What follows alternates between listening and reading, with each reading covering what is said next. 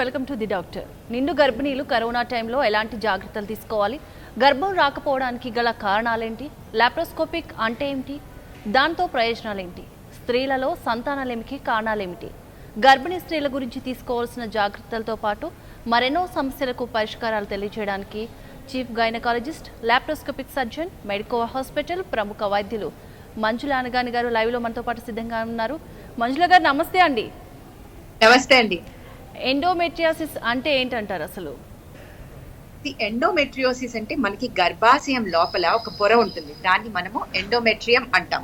ఈ ఎండోమెట్రియం అనే పొర ఉండాల్సిన ప్లేస్ ఏంటి? గర్భాశయం లోపల. అది అక్కడ మాత్రమే ఉండకుండా వేరే చోట్లకి ఎప్పుడైతే వెళ్తుందో, అంటే అండాశయం మీద, లేకపోతే అబ్డామెన్ లోను, లేకపోతే సర్విక్స్ మీద, లేక వేరే వేరే ఒమెంటం మీద కానీ, అట్లా వేరే లంగ్స్ లో కానీ అలా వస్తుందో దాన్ని మనం ఎండోమెట్రియోసిస్ అంటాము. అది రూపాంతరం చెందుతుంది, అంటే ఎక్టాపిక్ ఎండోమెట్రియం. సో ఉండాల్సిన ప్లేస్ లో ఉన్నప్పుడు నెలసరి ముట్టు వచ్చినప్పుడు అది అక్కడి నుంచి మనకి బ్లీడింగ్ కరెక్ట్ గా అవుతుంది. మరి వేరే చోట నుంచి కూడా బ్లీడింగ్ అయినప్పుడు దానికి దారి ఎక్కడుంది? దానికి దారి లేదు. కాబట్టి అది అక్కడ మాత్రమే కలెక్ట్ అయిపోయి లోపల ఒక పేగు అతుక్కుపోవడం కానీ, లేకపోతే విపరీతమైన కడుపులో నొప్పి రావటం కానీ, దానికి దారి లేక అది ఒక క్యావిటీ లాగా ఫామ్ అయ్యి సిస్టిల్ లా ఫామ్ అవటం కానీ, ఇలాంటివన్నీ జరుగుతుంది అనమాట. సో మనం సింపుల్ గా పెట్టాలంటే it is like cancer but not cancer.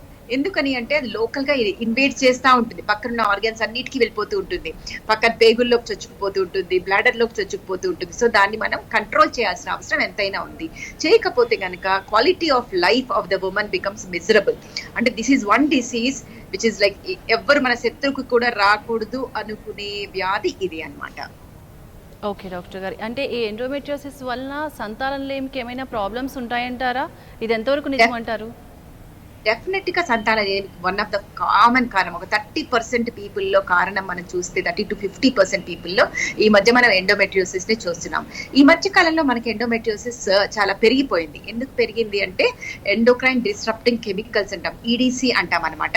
ఈ ఈడిసిస్ ఎక్కువ అవటం వల్ల మనకి ప్లాస్టిక్స్ వల్ల కావచ్చు, మనకి ఎన్వైరన్మెంట్ లో ఉండే పొల్యూషన్ వల్ల కావచ్చు, ఈ ఈడిసిస్ ఎక్కువ అవటం వల్ల మనకి హార్మోన్ల సమతుల్యత కోల్పోయి మనం ఏదైతే ప్రొజెస్ట్రాన్ యాక్ట్ చేయాలో అది సరిగ్గా యాక్ట్ చేయకపోవడం వల్ల ఈ రూపాంతరం చెందటము ఇవన్నీ జరగటం జరుగుతుంది అనమాట.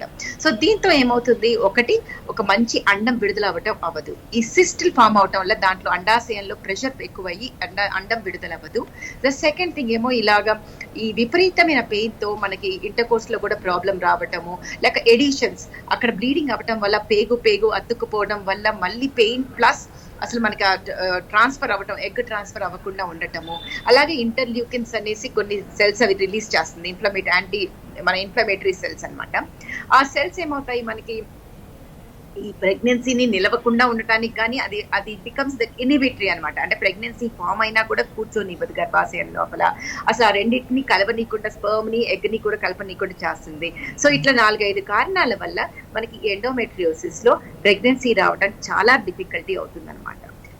సింపుల్ గా మనకి సర్ఫేస్ ఎండోమెట్రియోసిస్ ఉన్నా, మైల్డ్ మోడరేట్ ఉన్నా ప్రెగ్నెన్సీ వచ్చే అవకాశాలు ఉంటాయి. కానీ ఇంకా చాలా సివియర్కి వెళ్ళిపోయిన, మోడరేట్ లో సివియర్ ప్రాబ్లం ఉన్నా కూడా మనకి ప్రెగ్నెన్సీలో చాలా డిఫికల్టీ వస్తుంది.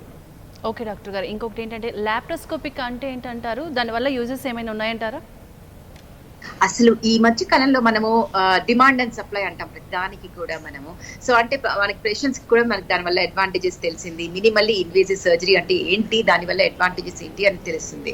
లాప్రోస్కోపీని మనం కరెక్ట్ గా చెప్పాలి అంటే అబ్డమెన్ లోపల, అంటే కడుపు లోపల భాగంలోని మనం చూడటానికి ఒక టెలిస్కోప్. అంటే మనం ఇక్కడ నుంచి చూస్తుంటే చంద్రుడు చాలా అందంగా ఉన్నాడు అని కనిపిస్తుంది, అంతే కదా. కానీ అది మన టెలిస్కోప్ వేస్తేనే దాంట్లో ఉన్న గొయ్యలు, గుతులు అన్నీ తెలుస్తాయి. అలాగే కడుపులో ఉన్న నొప్పికి కానీ, ఏమైనా ప్రాబ్లమ్స్ కి కానీ కరెక్ట్ గా తెలిసి దాన్ని తెలియటం ఒకటే కాకుండా దాన్ని ట్రీట్మెంట్ కూడా చేయగలగాలి అంటే లాప్రోస్కోపీ పద్ధతి అనేది ఈ రోజుల్లో మనకి అనివార్యం, ప్లస్ బెస్ట్ ట్రీట్మెంట్ పాసిబిలిటీ అనమాట. దాంట్లో ఉన్న పేషెంట్ అడ్వాంటేజెస్, డాక్టర్ అడ్వాంటేజెస్ ఉంటాయి. పేషెంట్ అడ్వాంటేజెస్ ఏంటి అంటే మనకి పొద్దున్న చేసి సాయంత్రం, ఎంత పెద్ద వ్యాధి అయినా సరే పొద్దున్న చేస్తే సాయంత్రం కల్లా మంచిగా అయిపోవటం, నార్మల్ గా తిరగటం, నెక్స్ట్ డే నుంచి వాళ్ళ పనులన్నీ వాళ్ళు చేసుకోవటం, ఇలాంటివన్నీ చేయొచ్చు. అది డాక్టర్ అడ్వాంటేజ్ ఏంటంటే మన సేమ్ వ్యాధి మనం ఓపెన్ చేస్తే కనిపించేది ఇంత చిన్నగా ఉంటే మన టెలిస్కోప్ నుంచి మనం మ్యాగ్నిఫికేషన్ 10 times మ్యాగ్నిఫికేషన్ లో చూడొచ్చు. కాబట్టి వ్యాధిని సరిగ్గా కరెక్ట్ గా ఆపరేట్ చేయొచ్చు. ప్లస్ అవుట్కమ్స్ కూడా మనకి కొన్ని భాగాలు ఓపెన్ లో చూడలేము, అంటే మనకి యూట్రస్ అనేది ఇలా ఒక వంకరగా ఉంటుంది, దాని నుంచి పేగుకి ఉన్న ఎడిషన్స్ కానీ అవన్నీ కరెక్ట్ గా చూసి వాటికి ఉన్న ప్రాబ్లమ్స్ ని నివారించి వాటిని ట్రీట్ చేయడం కూడా కుదురుతుంది. So doctor wise plus patient wise అసలు కాంప్లికేషన్స్, పోస్ట్ ఆపరేటివ్ కాంప్లికేషన్స్ అన్ని వైజ్ కూడా laparoscopy is the main treatment, main stay for majority of gynaecological కారణం. ఎస్పెషల్లీ ఇప్పుడు మనం మాట్లాడాం ఇన్ఫర్టిలిటీ అని, అంటే మనకి ప్రెగ్నెన్సీ రాకుండా ఉండటం గురించి మాట్లాడాం. ఓకే డాక్టర్ గారు, ఒక కాలర్ ఉన్నారండి, మాట్లాడదాం. శివకేశ్వర రెడ్డి గారు చిత్తూరు నుంచి. శివకేశ్వర రెడ్డి గారు నమస్తే అండి. నమస్కారం మేడం. డాక్టర్ గారు ఉన్నారు, మాట్లాడండి. చెప్పండి చెప్పండి శివకేశ్వర రెడ్డి గారు. మేడం నమస్కారం మేడం. నమస్తే అండి. హలో చెప్పండి. వినిపిస్తుంది మేడం, ఇప్పుడు మా వైఫ్ కి 4 months 10 days పైన అయింది. యా హలో చెప్పండి, వింటున్నాము. హలో చెప్పండి శివకేశ్వర రెడ్డి గారు, వినిపిస్తుంది. మీ సమస్య అంటే చెప్పండి పూర్తిగా. ఇప్పుడు మా వైఫ్ కి 4 months 10 రోజులు అయింది మేడం. 4 నెలల 10 రోజులు 11 రోజులు అవుతుంది. కానీ జస్ట్ నిన్న అమ్మాయికి పీరియడ్స్ అయిపోయినాయి. ఎందుకు అని వేరే డాక్టర్ నుంచి అడిగితే వాళ్ళు వేడి వల్ల, హీట్ వల్ల అమ్మాయికి ఇలా అయిపోయింది అని అంటున్నారు. కానీ అమ్మాయి ఏ వర్క్ చేయదు, ఇంట్లోనే హౌస్ వైఫ్. రైట్. ఎందువల్ల? మంజుల గారు, ఇందాక కాలర్ మాట్లాడారు. సో వాళ్ళ వైఫ్కి 4 months 10 days అయితే ఓవర్ హీట్ వల్ల బ్లీడింగ్ అవుతుంది. డాక్టర్ని అడిగితే ఆమెకి హీట్ ఎక్కువ ఉండడం వల్ల ఇలా బ్లీడింగ్ అవుతుందని చెప్పారు. సో ఎందువల్ల అవుతుంది అంటారు? ఇది యూజువల్ గా ఫస్ట్ టైం మనకి థ్రెటెండ్ అబార్షన్ అంటాము. అంటే ఆయనకి హార్మోన్ల తక్కువ ఉండటం వల్ల కానీ లోకల్ గా ఫస్ట్ మనం ఇలా బ్లీడింగ్ అవుతుంది అంటే దాన్ని మనము సీరియస్ గా తీసుకోవాలి. ప్రెగ్నెన్సీలో బ్లీడింగ్ అవుతుంది అంటే ఫస్ట్ లోకల్ గా సర్వీక్స్ లో ఏమైనా పాలిప్ ఉందా, లేకపోతే ఏమైనా ఇంకేమైనా ఇన్ఫెక్షన్స్ ఉన్నాయా చూడాలి. అవి ఎలాంటి కారణాలు ఏమి లేకపోతే మాయ కిందకుందా అని చూసుకోవాల్సిన అవసరం ఉంటుంది. ఇలాంటి పరిస్థితుల్లో మనకి హార్మోన్ సపోర్ట్ ఇవ్వటము, బెడ్ రెస్ట్ ఇవ్వటము, ఇలాంటి వల్ల మనం చాలా వరకు ఇది కంట్రోల్ చేసుకోవచ్చు. రెట్రోప్లాసెంటల్ క్లాట్ ఉందా అంటే మాయ వెనకాల బ్లీడింగ్ ఉందా చూసుకోవాలి. ఓవర్ హీట్ తో బ్లీడింగ్ అనేది యూజువల్ గా అలాంటి వర్డ్స్ అని ఉండవు మనకి మెడిసిన్ లో. సో యూరిన్ నుంచి బ్లీడింగ్ పడుతుంది అంటే యూరిన్ ఇన్ఫెక్షన్ అని రూల్ అవుట్ చేయాల్సిన అవసరం ఉంటుంది. అలా కాకుండా తన అన్న ప్రకారం అంటే ముక్కులోంచి రక్తం వస్తుంటే అట్లాంటివి ఏమైనా ఉంటే that is because of vasodilatation. So ఇప్పుడున్న పరిస్థితిలో 4 నెలల 10 రోజులకి మనకి బ్లీడింగ్ కొంచెం అవుతుంది అంటే మాయ కింద ఉండటం వల్ల అవుతుందా చూసుకుని, అలా ఉంటే కనుక సరిపడు రెస్ట్ అవసరం ఉంటుంది, బరువులు అవి ఎత్తకుండా కనుక. And then uterine relaxants, progesterone support తీసుకుంటే ఏ ప్రాబ్లం లేకుండా ప్రెగ్నెన్సీని డాక్టర్ల పర్యవేక్షణలో మంచిగా వెళ్ళొచ్చు. ఓకే డాక్టర్ గారు, ఇంకొక కాలర్ ఉన్నారండి మంచిర్యాల నుంచి, స్వాతి గారు. స్వాతి గారు నమస్తే అండి. డాక్టర్ గారు ఉన్నారు, మీ సమస్య ఏంటి చెప్పండి. హలో మేడం, నమస్కారం. నమస్తే స్వాతి, చెప్పమ్మా. నమస్కారం మేడం, నాకు మ్యారేజ్ అయ్యి 3 years అవుతుంది మేడం. హాస్పిటల్కి వెళ్తే సిస్ట్ ఫామ్ అయింది, సిస్ట్ ఉంది అన్నారు మేడం. ఒక 6 months నుండి కంటిన్యూస్ గా అదే సిస్ట్ ఉంది అంటే నేను మెడిసిన్ వాడాను. తర్వాత లాప్రోస్కోపీ రిఫర్ చేశారు మేడం. ఓకే. తర్వాత యశోద సోమాజీ కూడా వెళ్ళాం మేడం. అక్కడ ఏమన్నారంటే మెడిసిన్ వాడండి తగ్గిపోతుంది, ఏం ప్రాబ్లం లేదు, లాప్రోస్కోపీ అవసరం లేదు అన్నారు. మెడిసిన్ వాడాం మేడం. ఇప్పుడు సిస్ట్ ప్రాబ్లం ఏం లేదు కానీ ప్రెగ్నెన్సీ రావట్లేదు. ఓకే. సిస్ అనేవి 5 సెంటీమీటర్ల కన్నా తక్కువ ఉన్నా, చిన్నగా సైజు ఉన్నా కూడా యూజువల్ గా 2-3 నెలల హార్మోన్ల ట్రీట్మెంట్ వాడితే తగ్గిపోతుంది. సిస్ట్ తగ్గకపోతేనే మనం దానికి లాప్రోస్కోపీకి వెళ్ళాల్సిన. 5 సెంటీమీటర్ల కన్నా ఎక్కువ ఉన్నా, సిస్ట్ 3-4 నెలల్లో తగ్గకపోయినా, మందులతో ట్రీట్ అవ్వకపోయినా, అలాగే ఓవరీలో కాకుండా పక్కన కనుక పారాసిస్ట్ ఓవేరియన్ సిస్ట్ ఉన్నా, అలాంటప్పుడు మనకి అవి లాప్రోస్కోపీకి వెళ్ళాలి. లాప్రోస్కోపీ అనేది ఒట్టి సిస్ట్ కోసం మాత్రమే కాకుండా ప్రెగ్నెన్సీ రాకపోయినా అంటే మ్యాన్ కి ఉమెన్ కి ఇద్దరికి టెస్టులు చేసి అన్ని నార్మల్ ఉన్నాయి అని చూసుకున్నాక 3-4 నెలలు ప్రెగ్నెన్సీకి ట్రీట్మెంట్ ఇచ్చి 3-4 నెలల్లో ట్రీట్మెంట్ తో కూడా ప్రెగ్నెన్సీ రాకపోతే అసలు ఏం జరుగుతోంది అని తెలుసుకోవాలి అంటే కనుక లాప్రోస్కోపీ అండ్ హిస్ట్రోస్కోపీ చేస్తాం. అంటే ఏంటి అంటే మనం పొట్ట లోపలికి టెలిస్కోప్ వేసి యూట్రస్ ఎలా ఉంది, సరైన పొజిషన్ లో ఉందా, దాంట్లో గడ్డలు ఏమీ లేవు కదా, అలాగే ఈ ఫెలోపియన్ ట్యూబ్స్ అనేవి ఏవైతే ఉన్నాయో యూట్రస్ ని ఓవరీకి మధ్యలో అనుసంధానంగా ఏదైతే ఉంటాయో అవి ఓపెన్ ఉన్నాయా, బ్లాక్ ఉన్నాయా, బ్లాక్ ఉంటే ఓపెన్ చేయటం, అలాగే అండాశయాల నుంచి ఎలా ఉన్నాయి, దాంట్లో PCOS ఉంటే కనుక డ్రిల్లింగ్ చేయడం, సిస్ట్లు ఉంటే తీసేయడం, అలాగే ఎడిషన్స్ ఉన్నా ఇలాంటివన్నీ చూస్తాం అనమాట. అలాగే హిస్ట్రోస్కోప్ చేసి యూట్రస్ లోపల కూడా ఏమైనా పాలిప్స్ ఉన్నాయా, ఏమైనా సన్నగా ఉందా ఎండోమెట్రియం పొర, అలాగే ఒకదాని అతుక్కుపోయి ఉన్నాయా లేయర్స్, ఇవన్నీ చూడాలి. సో మామూలుగా కనుక మీరు మామూలుగా ట్రయల్స్ లో ప్రెగ్నెన్సీ రాకపోతే నెక్స్ట్ స్టెప్ డెఫినెట్ గా ఫస్ట్ హస్బెండ్ రిపోర్ట్స్ నార్మల్ ఉండి ప్లస్ మీకు మామూలు రొటీన్ ట్రీట్మెంట్ లో ప్రెగ్నెన్సీ రాకపోతే హిస్ట్రోస్కోపీ అండ్ లాప్రోస్కోపీ చేయాల్సిన అవసరం ఉంటుంది. ఓకే డాక్టర్ గారు, ఇంకో కాలర్ ఉన్నారండి పాలకొల్లు నుంచి విజయలక్ష్మి గారు. విజయలక్ష్మి గారు నమస్తే అండి. డాక్టర్ గారు ఉన్నారు, మీ సమస్య ఏంటో చెప్పండి. చెప్పండి. మా కోడలు డెలివరీ అయిన 2 months గా మళ్ళీ ప్రెగ్నెన్సీ వచ్చేసింది మేడం. ఓకే చెప్పు. ప్రెగ్నెన్సీ వచ్చింది, ఇప్పుడు 7th month అండి. ఓకే నమస్తే మేడం, పాలకుల నుంచి వస్తున్నాను. చెప్పండి. మా కోడలు డెలివరీ అయిన 2 months కి మళ్ళీ ప్రెగ్నెన్సీ వచ్చిందండి. ఓకే ఓకే ఫస్ట్ సర్జరీ అయిందండి పాపకి. ఓకే ఓకే ఇప్పుడు మరి ఏమో కొంచెం టెన్షన్ గా ఉంటుంది మేడం, దానివల్ల పర్వాలేదు. మీరు ఏమైనా సజెషన్ ఇవ్వండి, ఎలా ఉంటారో ఏంటని భయపడుతున్నాం. వచ్చేసాక ఏం చేయలేం కదమ్మా, అందులోనే 7వ నెల అంటున్నారు. కానీ తొందరగా ప్రెగ్నెన్సీ అయింది సిజేరియన్ తర్వాత అంటే లోపల కుట్లు ఎంత బాగా ఉన్నాయి అనేది ఇప్పుడే చెప్పలేము, జాగ్రత్తగా చూస్తూ ఉండాలి. మన స్కానింగ్ లో లోపల లోవర్ యూట్రైన్ సెగ్మెంట్ అంటాము, అది థిక్నెస్ ఎంత ఉంది అని చూసుకుంటూ ఉండాలి. అది 5 కన్నా తగ్గితే 4 అట్లా ఉంటే మన బేబీని తీయాల్సిన అవసరం ఉంటుంది. లేదు అంటే కనుక 38 వారాల వరకు ఆగి దాని తర్వాతే మనము డెలివరీ చేయొచ్చు. కంగారు పడాల్సింది ఏమీ లేదు. యూట్రైన్ రిలాక్సెన్స్ సరిపడా రెస్ట్ ప్లస్ యూట్రస్ ని సాఫ్ట్ గా ఉండటానికి మందులు అవి ఇస్తారు మీ దగ్గర ఉన్న డాక్టరు, మీరు కంగారు పడకండి. కానీ ఎప్పుడు కూడా బిడ్డకి మధ్యలో 3 సంవత్సరాల గ్యాప్ ఉండటం అనేది ఎంతైనా శ్రేయస్కరం, ఎందుకంటే తల్లి ఆరోగ్యం బిడ్డ ఆరోగ్యం కూడా బాగుంటుంది కాబట్టి. ఓకే డాక్టర్ గారు, ఇంకో కాలర్ ఉన్నారండి రవి గారు విశాఖపట్నం నుంచి. రవి గారు నమస్తే అండి. రవి గారు. మేడం డాక్టర్ గారు ఉన్నారు, మీ సమస్య ఏంటో చెప్పండి. మేడం యాక్చువల్ గా మాకు మ్యారేజ్ అయ్యి 1 year అవుతుంది మేడం. అయితే తనకి డేట్స్ అనేది సరిగ్గా రావు మేడం.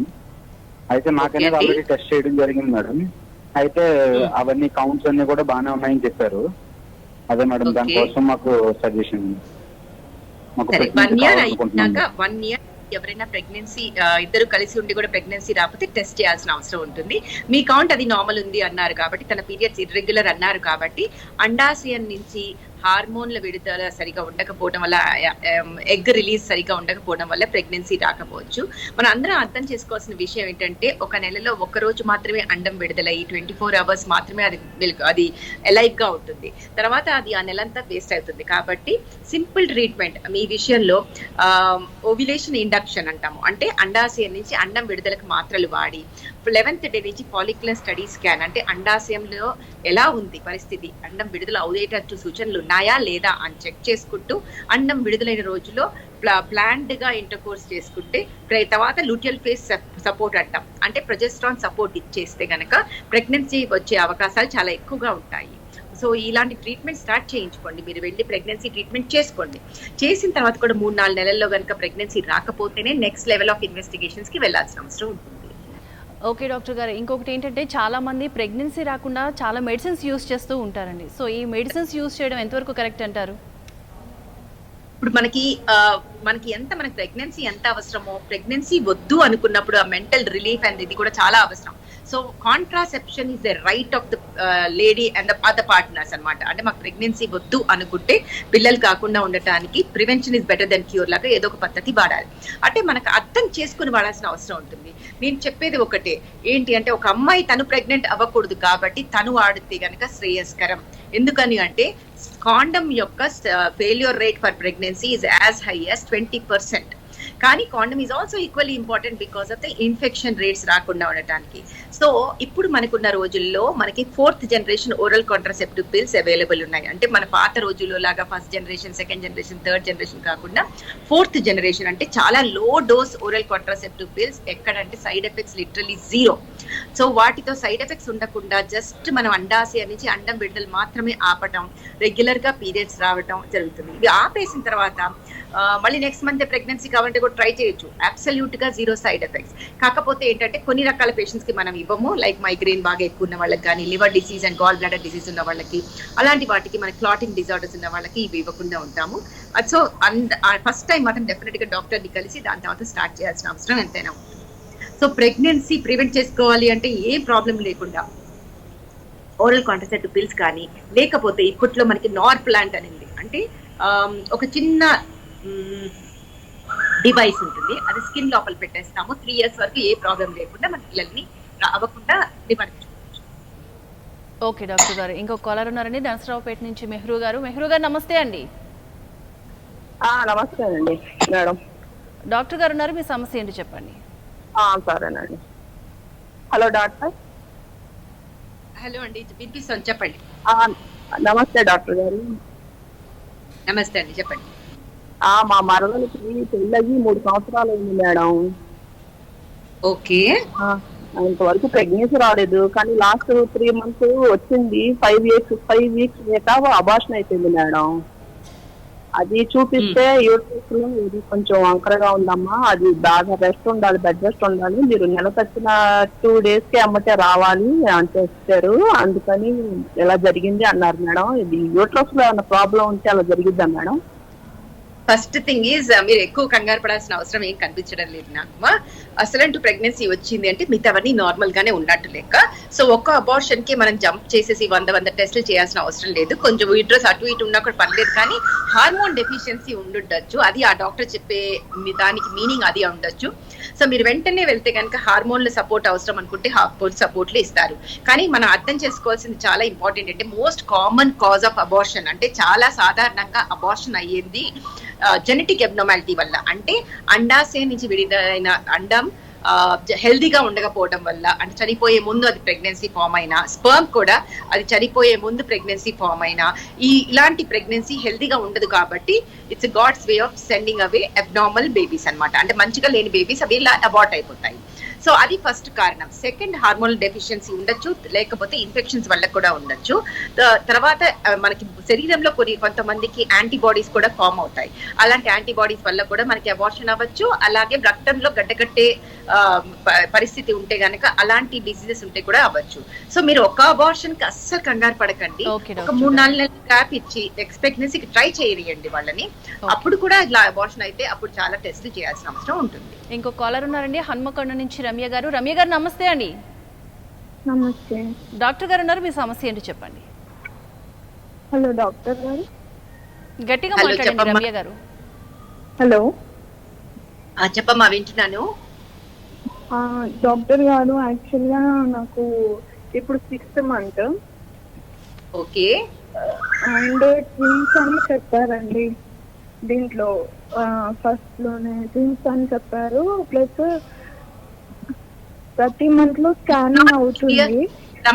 రమ్య నువ్వు క్లియర్ గా లేవమ్మా, చాలా క్లియర్ గా మాట్లాడవా ప్లీజ్. ఓకే. 6th month లో స్కానింగ్ చేసామండి. స్కానింగ్ చేసినప్పుడు కొంచెం ప్రాబ్లం ఉందని చెప్పారు డాక్టర్. ఆమ్నోసిటోసిస్ టెస్ట్ చేశారు. ఓకే. అందులో వచ్చేసి ఇప్పుడు టెస్ట్ కోసం తీసుకున్నారు. అయితే ఈ ఆమ్నోసిటోసిస్ అనేది అంటే ఎందుకు చేస్తారు, ఏమైనా ప్రాబ్లమా అనేది తెలియదు. కాదమ్మా, చేశారు కదా, రిపోర్ట్ కోసం వెయిట్ చేస్తున్నారు కదా, వెయిట్ చేయండి. ఆమ్నియోసింథసిస్ అని మీరు ఆల్రెడీ చెప్పారు, స్కాన్ లో ఏదో అబ్నార్మాలిటీ కనిపించింది, అందుకే ఆమ్నియోసింథసిస్ చెప్పారు అని మీరే చెప్తున్నారు కదా. మరి ఎందుకు కంగారు పడుతున్నారమ్మా? ఆమ్నియోసింథసిస్ చేసుకుని ఆ రిపోర్ట్ నార్మల్ వస్తే కంగారు పడాల్సింది ఏమీ లేదు. ఏదైనా స్కానింగ్ లో అవకరం కనిపించినా, స్కాన్ అనేది ఇమేజ్ కాబట్టి రియల్ గా జరుగుతున్న ప్రాబ్లం నిజంగా ఉందా లేదా తెలుసుకోవడానికి, మనం జెనెటిక్ ప్రాబ్లం, జన్యుపరమైన ప్రాబ్లమ్స్ తెలుసుకోవడానికి ఆమ్నియోసెంటసిస్ చేసి ఆ సెల్స్ లో మనకి బేబీ జీన్స్ చూస్తారు. ఆ జీన్స్ నార్మల్ గా ఉంటే వరి అవ్వాల్సిన లేదు, అబ్నార్మల్ గా ఉంటే బేబీ అబ్నార్మల్ అని మీకు చెప్తారనమాట. అంతే, దాని గురించి మీరు ఇంకా వరి అవ్వద్దు, ఆల్రెడీ తీసేసుకున్నారు కాబట్టి వెయిట్ చేయండి. రిపోర్ట్ వచ్చిన తర్వాత మీరు డెసిషన్ తీసుకోండి. ఓకేనా? కరోనా వ్యాక్సిన్ కోసం ప్రతి ఒక్కరు కూడా ఎంతో ఆశగా ఎదురు చూస్తున్నారు. ఎప్పటికల్లా రావచ్చు అంటారు వ్యాక్సిన్? ఇది $1 million క్వశ్చన్. బట్ చాలా చాలా ట్రయల్స్ జరుగుతున్నాయి. phase 1, phase 2, phase 3 ట్రయల్స్ కూడా అవుతున్నాయి. హోప్ఫుల్లీ డిసెంబర్ లో అయినా వచ్చేస్తే కనుక మన అందరం కొంచెమైనా ప్రశాంతంగా ఉండొచ్చు. బట్ ఒకటి గుర్తు పెట్టుకోవాలి, ఈ కరోనా వైరస్ అనేది మ్యూటేట్ అవుతూ ఉంటుంది, చేంజ్ అవుతూ ఉంటుంది, దానిపైన ఉన్న చర్మాన్ని మారుస్తూ ఉంటుంది. కాబట్టి మనకి 50% మనకి వచ్చినట్టే. అంటే ఎంత ప్రొటెక్షన్ ఉంటుంది అనేది ఇంకా మనకి తెలియదు. సో ఈ వ్యాక్సిన్ మనం ఒక మ్యూటేషన్ ఒక టైప్ కి తయారు చేస్తే అది టైప్ కొంచెం మార్చుకోవచ్చు, కానీ క్రాస్ రియాక్టివిటీ ఉంటుంది. కాబట్టి మనం చాలా వరకు ఒక ఈవెన్ 50 to 70% మనకి తగ్గినట్టే అని ఆశించాలి. సో వ్యాక్సిన్ వచ్చే వరకు మన అందరము జాగ్రత్తగా ఉండాల్సిన అవసరం ఎంతైనా ఉంది. So stay aware, stay home, stay safe. Okay doctor గారు, ఇంకొకటి ఏంటంటే ఇప్పుడు మనం చూస్తున్నాం ప్రెసెంట్ కరోనా పాజిటివ్ కేసెస్ సంఖ్య పెరుగుతూ ఉన్నాయి. ఇలాంటి నేపథ్యంలో గర్భిణీ స్త్రీలకు ఎవరికైనా కనుక కరోనా పాజిటివ్ వస్తే ఎలాంటి జాగ్రత్తలు తీసుకోవడం ముఖ్యమంటారు? ఫస్ట్ థింగ్, కరోనా పాజిటివ్ వస్తుందంటే ఈ మధ్య కాలంలో మనం ప్రతి ప్రెగ్నెంట్ ఉమెన్ నియర్ డెలివరీ మనం టెస్ట్ చేస్తున్నాం మనం ICMR రికమెండేషన్ ప్రకారం. సో అది పాజిటివ్ కనుక వస్తే కనుక వెంటనే అసలు వాళ్ళు ఆల్రెడీ వెళ్తున్న హాస్పిటల్లో కరోనా పాజిటివ్ తీసుకుంటున్నారా, తీసుకోవట్లేదా, లేక కరోనా ట్రీట్మెంట్ తీసుకునే హాస్పిటల్స్ లో వెళ్ళి వాళ్ళు కన్సల్ట్ అయ్యి అక్కడ డెలివరీ అవటం బెటరు. సో అది ఫస్ట్ స్టెప్. తర్వాత కరోనా ట్రీట్మెంట్ తప్పనిసరిగా తీసుకోవాలి. ఆ మందుల వల్ల బేబీకి ఏమీ కాదు, కానీ ఆ వ్యాధి వల్ల బేబీకి మీకు కనుక వస్తే అది ప్రాబ్లం అయ్యే అవకాశం ఉంటుంది. కాబట్టి ఇచ్చే ట్రీట్మెంట్ తీసుకుని చూస్తాము. ఆ వ్యాధి వలన కనుక ఉమ్మనీరు తగ్గితే అప్పుడు బేబీని వెంటనే డెలివర్ చేయడం అవసరం ఉంటుంది. ఉమ్మనీరు తగ్గకపోతే కనుక బేబీ బాగానే ఉంటే we try to tide over the crisis. అంటే ఒక వారం 10 రోజులు వీళ్ళ ఇన్ఫెక్షన్ తగ్గేందుకు మనం వెయిట్ చేస్తూ ఉంటాం అనమాట. సో అది తగ్గింది అంటే వెరీ గుడ్. అది తగ్గకుండానే వాళ్ళు డెలివరీ చేయాల్సి వస్తే కనుక బేబీకి మనకు వర్టికల్ గా వచ్చే అవకాశం తగ్గడానికి మన సిజేరియన్ ఛాన్సెస్ ఎక్కువ ఉంటాయి. సిజేరియన్ ఉంటే వెంటనే మనం బేబీని పిల్లల డాక్టర్కి ఇచ్చి బేబీకి కూడా మళ్ళీ కరోనా టెస్ట్ చేయటము, బేబీ నెగటివ్ ఉంటే మామూలుగా ట్రీట్ చేయటం చేస్తాము. తల్లి కనుక పాజిటివ్ ఉండి బేబీ నెగటివ్ ఉంటే మిల్క్ ఇవ్వాలా వద్దా అనేది వాళ్ళు కలిసి తీసుకోవాల్సిన decision about the baby. But milk ఇస్తే మనకి యాంటీబాడీస్ అవన్నీ బేబీకి వెళ్తాయి కాబట్టి డెఫినెట్ గా అది అడ్వైజబుల్. బట్ మాస్క్ అది వేసుకుని మాత్రమే మిల్క్ ఇవ్వటము, అలాగే 100 మందికి బేబీని హ్యాండ్ ఓవర్ చేయకుండా ఒకళ్ళు మాత్రమే బేబీని జాగ్రత్తగా చూసుకోవటము, ఇలాంటివన్నీ చూసుకుని అవసరం అనుకుంటే బేబీ కూడా పాజిటివ్ వస్తే బేబీకి కూడా మందులు వాడటము. తర్వాత కూడా ఒక్కసారి వచ్చింది కదా తగ్గిపోయింది కదా అని లాపర్వాహి చేయకుండా మనం తీసుకోవాల్సిన జాగ్రత్తలన్నీ like sanitisation plus mask plus social distancing, ఈ 3 కూడా మనం మెయింటైన్ చేస్తూ ఇమ్యూనిటీ పెరగడానికి మన అపోహలు ఏవైతే ఉన్నాయో డెలివరీ సిజేరియన్ తర్వాత అవి తినకూడదు ఇవకి తినకూడదు అవన్నీ ముందు తగ్గించుకొని high protein diet, high calcium and high iron diet తీసుకోవటం అనేది చాలా చాలా ఇంపార్టెంట్. ఓకే డాక్టర్ గారు, ఇంకో కాలర్ ఉన్నారండి నెడదవోలు నుంచి నాగమణి గారు. నాగమణి గారు నమస్తే అండి. నమస్తే అండి. డాక్టర్ గారు ఉన్నారు, మీ సమస్య ఏంటి చెప్పండి. మేడం గారు నమస్తే అండి. నమస్తే, చెప్పండి. నేను నిడదవోలు నుంచి మాట్లాడుతున్నామండి. చెప్పండి మేడం. యాక్చువల్లీ ఏమంటే మా బ్రదర్ కి 2 పాపలు పుట్టి చనిపోయారండి. ఓకే. 2 అమ్మాయిలు పుట్టి చనిపోయారండి. అంటే ఒక అమ్మాయి పెద్ద అమ్మాయి వచ్చి యాక్సిడెంట్ లో చనిపోయిందండి. రెండో అమ్మాయి వచ్చి హార్ట్ కంప్లైంట్ తో చనిపోయిందండి. ఓకే. రెండో అమ్మాయి చనిపోక ముందు ఆమె ఆపరేషన్ చేయించేసామండి. ఆపరేషన్ చేయించేసామండి. తర్వాత ఒక 1 month కి ఆ పాపకి హార్ట్ కంప్లైంట్ వచ్చి చనిపోయింది. ఇప్పుడు తర్వాత మళ్ళీ ఒక 5 months గ్యాప్ తీసుకుని రీకన్స్ట్రక్షన్ ఆపరేషన్ చేయించామండి. Very good. అయితే అది వాళ్ళు 1.5 year వెయిట్ చేయమని చెప్పారండి. 1.5 year కూడా వెయిట్ చేశాము. వెయిట్ చేసిన తర్వాత మళ్ళీ డాక్టర్కి చూపిస్తే అది ఫెయిల్ అయిందండి. దగ్గరికి అంతా కట్ చేసేయడం వల్ల అప్పుడు మేము చేసాం కానీ అది అవ్వలేదు అని చెప్తున్నారు. ఇప్పుడు నెక్స్ట్ స్టెప్ ఏం తీసుకోవాలో మాకు అర్థం కావట్లేదండి. వాళ్ళేమో చాలా బాధలో ఉన్నారు. టెస్ట్ బేబీకి వెళ్ళిపోవచ్చండి, అసలు వరి అవ్వాల్సిన అవసరం లేదు. దీని గురించి ఎక్కువసేపు ఆలోచించకండి. మీరు వెంటనే టెస్ట్ బేబీకి వెళ్తే చక్కగా సక్సెస్ అయ్యి ప్రెగ్నెన్సీ వచ్చే అవకాశాలు చాలా ఎక్కువ ఉంటాయి. మీరు కంగారు పడకండి. రైట్, థ్యాంక్ యూ డాక్టర్ గారు, మీ విలువైన సలహాలు సూచనలు మాకు అందించినందుకు థ్యాంక్ యూ సో మచ్. ఇది ఈరోజు ది డాక్టర్ లైవ్ అప్డేట్స్. మరిన్ని అప్డేట్స్ కోసం చూస్తూనే ఉండండి 99 TV. For more updates please subscribe 99 TV Telugu.